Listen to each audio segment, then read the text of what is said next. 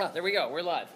So, I was just asking the question if you have a slow network, should I talk slow?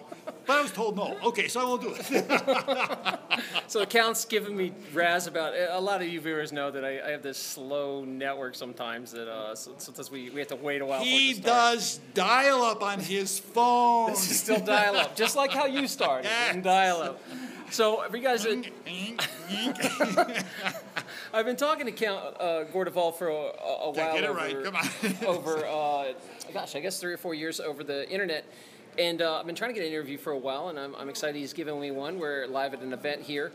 And we are, see, there's someone saying, hey, brother. Hey!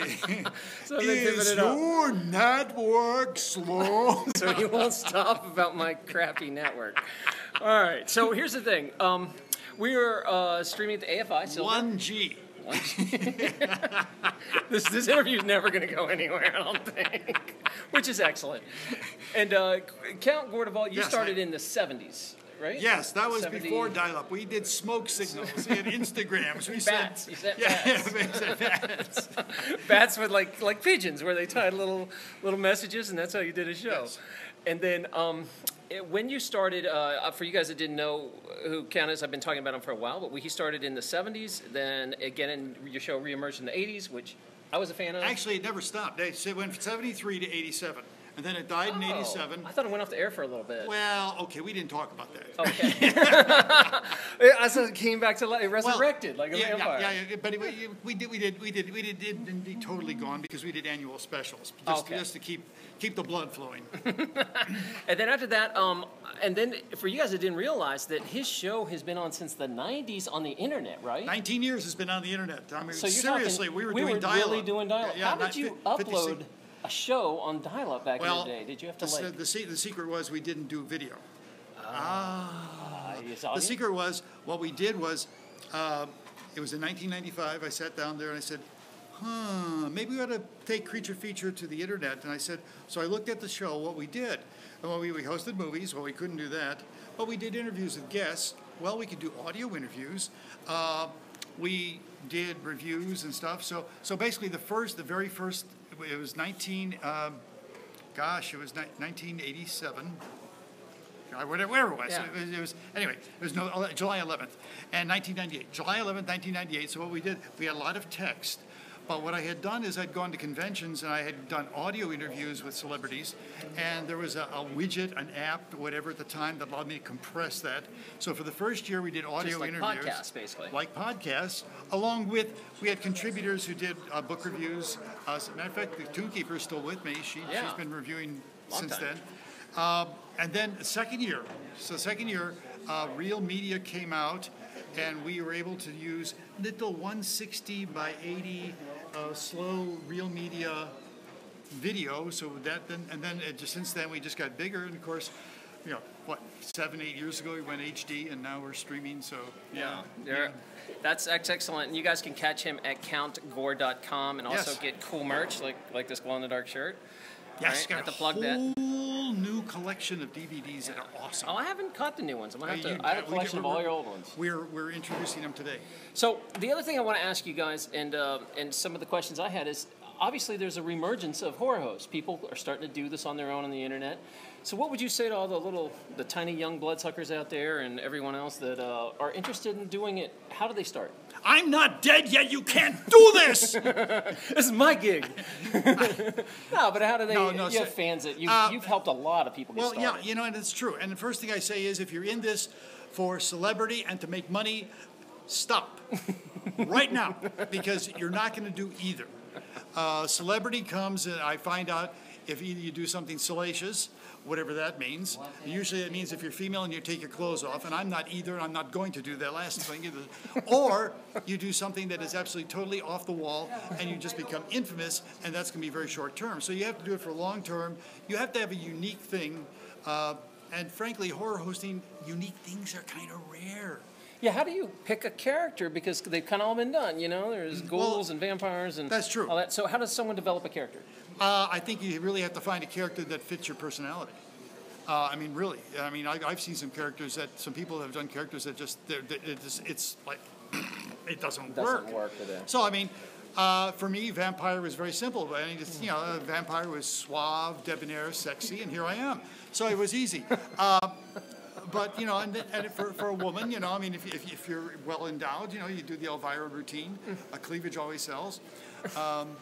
Although it's very interesting.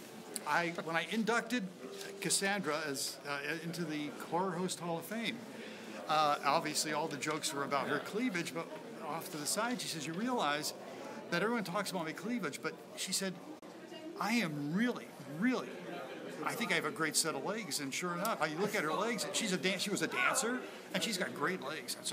So I mean, once you get past work your way down, great. Okay, all that aside, find a character that works for you, that you're comfortable with. Something that doesn't require too much makeup.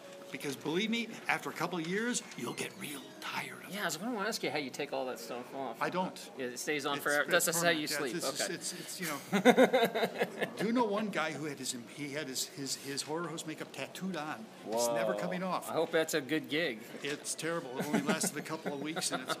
Now he's wearing it forever. Yeah, he's stuck. And then the last thing I wanted to ask about Last but not least. Oh, there we go. is how does someone start? Where would they go if they want to do this these days? Probably the simplest and probably the best thing to do would be to get a bunch of friends that really like horror and that are into this, that will help you, that are really dedicated and will put money in, not money so much, money's not important, time is, and then go to your local cable access station if you've got one. They still are there. Going. And see if you can work it out, or maybe a local community college. If that doesn't work, if you can't get a gig there, then the next thing to do would be to go into your basement, your garage, your shed, whatever, set up a little studio using a Just cell like phone. This on the internet. I'd prefer more than a cell phone. Well, this is gorilla here. I understand that, but for less than $1,000, you can put together a really good camera, some wireless microphones, and a small editing system, and just go on the web. Is it hard to get permission to show movies and reshow movies and stuff like that? How do you deal with that? Only if they're copyrighted, and then you can just take your chances. No, you don't do that. You don't do copyrighted movie. No, unless you're off YouTube, go ahead. YouTube will stop you. Yeah, no Trust questions me. on that one. Believe me. Actually, surprisingly, I was just funny you should mention. I was on YouTube today and I was looking, and I found a movie that is so heavily copyrighted. And it's there. Anyway, besides the point. No, there's a ton of public domain. Put in public domain movies that are public domain. I mean, and you can't say, oh, it's old, it's public domain. It doesn't work that way because Universal, the Dracula, Frank, all they that still stuff. Have that? They have got that locked down, and they will continue to lock it down forever. All the Disney stuff is locked down. But you can get there's a bunch of Bela Lugosi movies out there. The Bat, the Devil Bat. I mean. It's easy to find a quick list, and you can use those, and everyone does. Just look up any horror host, and you see what they've done, and that's it. It's simple. Well, thanks for all the advice. If you want to start I'm sure you take an email from somebody that really wanted to start it. You can go to Gore Duvall at countgore.com, or just countgore.com and see the web program, and there's links all over that'll get you emailed to me. Do a weekly web show. Every Saturday night it changes. Every week, like this week last week we put up a feature film. It'll be up for 2 weeks. This week we put up a short with me hosting. This week we put up a short. I'm really into shorts. I think I like to see an upcoming filmmaker see what's currently available, and. So, they said, what kind of shorts? Well, I said, usually briefs, but boxers are okay, too. But anyway, all that aside, and then it changes every week. So there. All right. Well, so there you go. Quite the audience talking. And by the way, hey, do one thing. Have a great Halloween, okay? It's a lot of fun.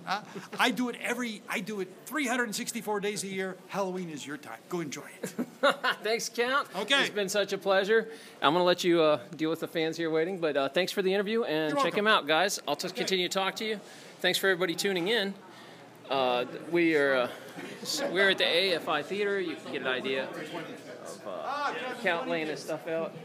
How many There do you we go. have? Gosh, Look at that. Oh, there you were. I didn't see you. My nephew, there he is. Leo again. So that was fun, and we will get a couple shots too. How's the theater look? It looks, oh, it's big. You want to poke in for a sec? You guys want to see what the AFI Silver looks like? Is this American Film Institutes? Is this the right way? Wow, look at this theater. Wow. Did you get a good seat? Yeah. All right. I was thinking about. Oh, Cat Video Fest 2017. Did you see that? I'm not sure if we're gonna go for like the very. Oh man. All right. Hey, girls are talking to you. Hey, Leo. That's. You made him blush. Okay, so we are going to get some popcorn, enjoy ourselves, and I will catch you on the flip side. Thank you guys for tuning in. Thank you for the donations. Super cool of you. I appreciate that. I couldn't interrupt Count to talk about that, so I love it. So we are not too late. If you get up here, you definitely can catch the live twofer. We're watching. What are we watching? Michael Landon's I Was a Teenage Werewolf, 1954, black and white.